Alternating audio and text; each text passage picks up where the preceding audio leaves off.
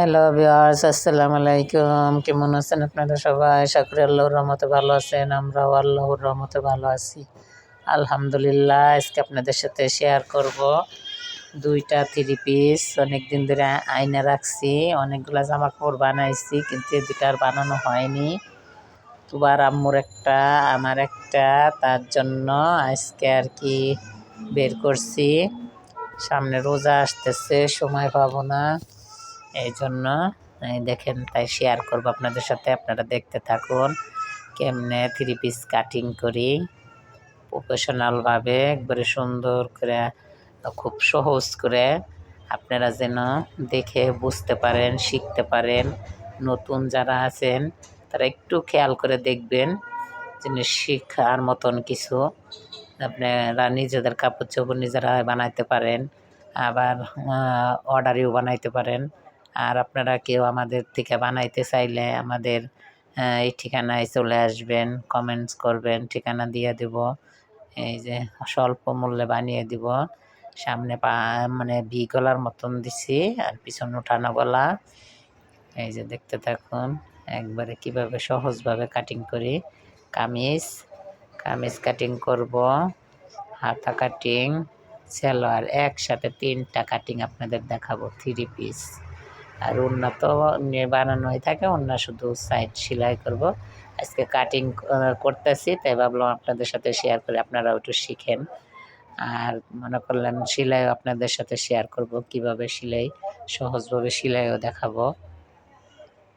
এই যে দেখতে থাকুন, এই যে কীভাবে কাটিং করতেছি, কত সহজ। পারলে অনেক সহজ, না পারলে মনে হয় কঠিন। ঠিক আছে, এই যে হাতা কাটিং করতেছি। হাতা এই যে প্রফেশনালভাবে, হাতা কোনো নাই, ঝামেলা নাই। এখন তো থ্রি পিসের সব হাতা আলাদা থাকে, পিছনের পাট আলাদা, সামনের পাট আলাদা, কাটতে অনেক সহজ। এই যে দেখতে থাকুন কীভাবে কাটিংটা দেখেন, আপনারা শিখেন আমাদের সাথে কিছু একটা। আর কোথাও আমাদের ভিডিওটা একটু ভালো লাগলে সাবস্ক্রাইব, শেয়ার, কমেন্ট করে পাশেই থাকবেন। সবাই রাফির সাথেই থাকবেন, রাফির জন্য দোয়া করবেন, তোবার জন্য দোয়া করবেন। এই যে এখন প্লাজোটা কাটতেছি, কিভাবে কাটিং করি দেখেন। কম কাপড়ে কিভাবে প্লাজো কাটি।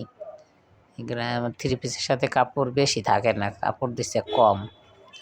যেখানে 2.5 গজ সেখানে 2 গজ কাপড় দিয়ে প্লাজো কাটতে অনেক কষ্ট হয়ে যায়, সবাই কাটতে পারে না। আমাদের ভিডিওটা দেখলে আপনারা সবাই পারবেন। এই যে দেখুন, এই যে কীভাবে কাটিং করি, এই যে দেখতে থাকুন। আর কোথাও ভুল ত্রুটি হলে ক্ষমার দৃষ্টিতে দেখবেন। আমাদের ভিডিওগুলো আপনারা একটু খেয়াল করে দেখবেন, আপনারা নিজেরাই পারবেন, নিজেদের কাপড় চোপড় নিজেরাই বানাতে পারবেন।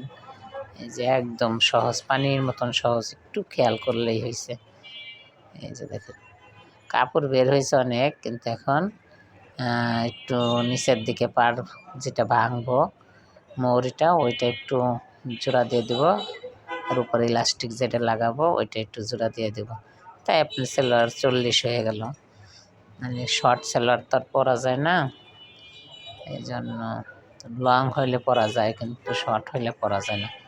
এই যে দেখতে থাকুন, এই যে কীভাবে। আজকের মতন এতটুকুই, আল্লাহ হাফেজ।